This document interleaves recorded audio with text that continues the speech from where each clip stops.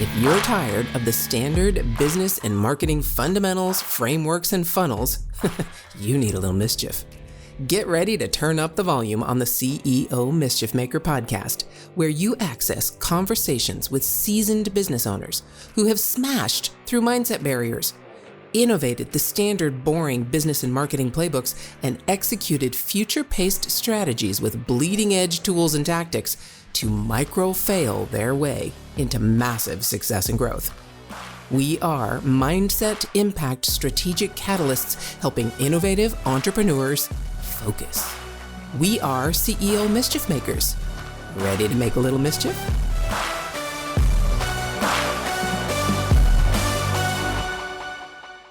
All right, CEO Mischief Makers, welcome back to the conversation with my friend, Aaron Hassen. Aaron, welcome back. I cannot wait to dive into a little bit more about your previous experience, but this episode is about impact and innovation. So let's start with who you want to impact. Each of our businesses, and that can be a particular industry, a particular avatar, however you would define that, but who are you trying to impact with your current gig, your current business? I'm trying to help myself. Let me define that. Wait a minute. So I started out as a founder, owned a company for 4 years and then sold it to a competitor, and then got into marketing and led marketing programs for 20 years. And now, I'm at the head of AH Marketing, which is a fractional marketing team for founders and revenue leaders that, don't have the time or the expertise to solve their marketing challenges. And that was me.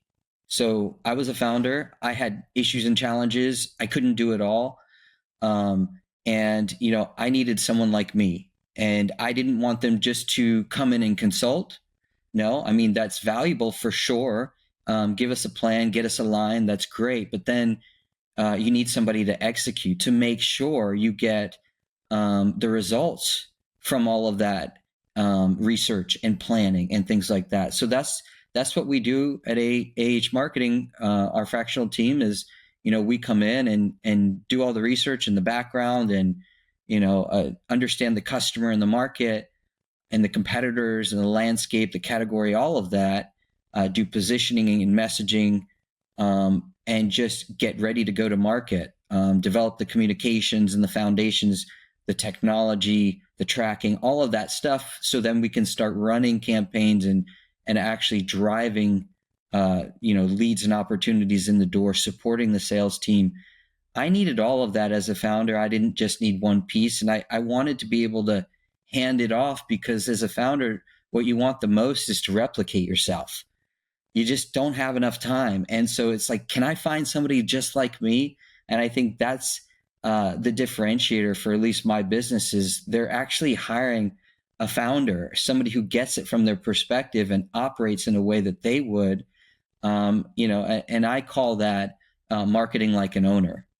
So, that's what I do. I'm an entrepreneurial marketer, and, that's just the way I see and view the world. And I think it's what those founders and revenue leaders really need. Yeah, I hear you. I think that is an amazing differentiator, because what you've done is you've positioned yourself as someone just like them, but you can bring in that marketing piece that they can trust because you've done it before, just like they are doing it. So that's the impact. That's awesome. Now, tell me a little bit about that 20 years in corporate. How did that come into this? So you had your business, you sold it to a competitor, then you went into corporate. What? Why? I know. I was, as I was a founder, I really discovered that I love the marketing side. And I said, well, what better to do than to actually go help founders like me from the marketing side? And so I spent 20 years marketing for venture-backed startups, a lot of Silicon Valley technology companies. These are like Y Combinator companies that have a lot of investment and need to grow fast. There's it's a pressure cooker. There's tons of pressure. There's, the timeline is short. The runway is short in terms of investment. They've got to produce, and they've got to produce now. It's sort of an extreme environment to work in, but I learned to thrive in it. A lot of times I'd be the first marketer in. I, would develop the strategy, the marketing program. We would go to market together with a small team, have that initial success, find that product market fit, and then move to that next round of funding. And so, I did that for 20 years, had some major successes. And one company, we went from 3 million to 65 million in 4 short years. We were acquired by the largest player in our space. It happened again when I went to another company. We were actually a single product focus. We were selling to major retailers like Under Armour, Michael Kors, GNC, and all of that. And then we end up being purchased by Klarna. And it's just those kind of experiences have really influenced and informed how I make decisions and the way I view the world. And I'm somebody who gets results fast, who does things smartly, who remains efficient, is flexible, is ready to pivot, extremely resourceful. And I spend their money like it's my own. And when I do invest, I invest for results. So and that is marketing like an owner. So that's the perspective I have, and I think it's the one that has made me and the companies that I've worked with so successful. Well, and you just basically put another notch on the trust belt right there, because you were consistent from what you talked about in mindset, what you talked about at the beginning of this conversation. You market like an owner.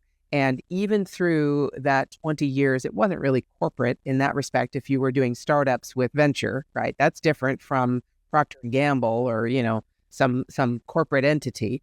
The interesting thing, I'll just interject real quick. The interesting thing is so many of these companies sold to enterprise. So I've sold to some of the largest companies in the world. Like, we were selling to Delta and Coca-Cola. These are like Fortune 50s. And, I had to learn the landscape inside those big enterprises. I mentioned the retailers we sold to, things like that. So although I was working at a startup, I very much understand, what's happening at the corporate executive enterprise level, because, those were our customers, and we had to understand them intimately and help navigate through those, through that landscape in order to actually survive and grow as a business. Yeah, definitely. But that, again, that whole trust factor just increased a bit because you were consistent. Yeah, and you're basically saying when you went into these startup environments, you treated it as if it was your money. You treated it as if it was your product. You were just as intimately acquainted with and caring about what you were doing as the founder was. And I'm assuming you didn't take a gig if you didn't align in that way. It wasn't just a job in that respect. Am I right? That's absolutely right. I love that you point that out, because we talked earlier about, the movie The 300 and the Spartans, and how together, when a team is aligned in going in one direction with a singular focus, they can really change the world. I think I was impacted by my Air Force experience. And I went through leadership training in the Air Force and things like that. And it's just how I see the world. And so as an entrepreneur, I tended to want to go to market in the same way. And so when I would come on board, oftentimes there would be existing, salespeople, maybe partnership people, product people, customer success. And I'm trying to figure out how I can align together with them so that we can go to market together. And this was 20 years ago. It's now the trend. Everybody's saying, oh, how can sales and marketing align? How can we work as one team? I'm thinking we wouldn't have survived if we didn't work as one team. So, I have a lot to offer in terms of recommendations and how that's done. But yeah, it's really informed the way I view the world, and it happens to be the best way to work today. Yeah. And that's innovation, right? You're not just opening up a book that's all of a sudden on the new topic of fractional whatevers, fractional everybody's. That's really on the rise right now. Lots and lots of people are going in that direction. You didn't just open a book and say, oh, I'm just going to do a fractional thing, right? This is a natural progression of what you've been doing for 20 plus years. And in that mindset and all of your experience coming in, You are not. I mean, I wouldn't even use that word fractional with you. Because it lumps you with all the other fractional people coming up behind you. Um, I would really focus on your marketing like an owner, and we are your marketing team like an owner, and because that makes you the word that I've used, and I haven't heard it. I think I just made it up. Uncompetitionable, right? There's no way someone can compete with that because they don't have your military experience and you're starting your own gig and selling it and you're working for 20 plus years with venture and bringing all of that because so nobody can compete with that. Let me finish that statement first before I say the next thought. And the next thought is you it sounds like the companies you work with now probably don't have the venture capital that you worked with before. These are probably bootstrapped in many cases companies. Is that true? Actually, no. So I have held many of those. A lot of them have been on sort of a project basis. I'll come in and help them with positioning and all that. But what I've found success with, believe it or not, in our business, and it is a family business. My wife is a 16-year marketer herself. I've got my 20-year-old son helping us with graphic design and other things that he loves and enjoys, and some other folks around to help us. But early on, I was helping, similar companies, Silicon Valley tech companies, but we really found a sweet spot with those mid-market companies lately who have been around for a while. And so they really appreciate the value of marketing. They really understand it. The business has matured to the point where, they're not super desperate anymore. It's just a different scenario, and I find that I'm able to help them. Like, for instance, I have this company I work with who serves the event space, and they work with the Hilton, Hyatt, and Marriott major conference hotels. These are some of the largest hotels in the country. They also work with major convention centers, and they do technology like internet and digital signage and all of this. So there's a technology spin there, and which is very familiar to me.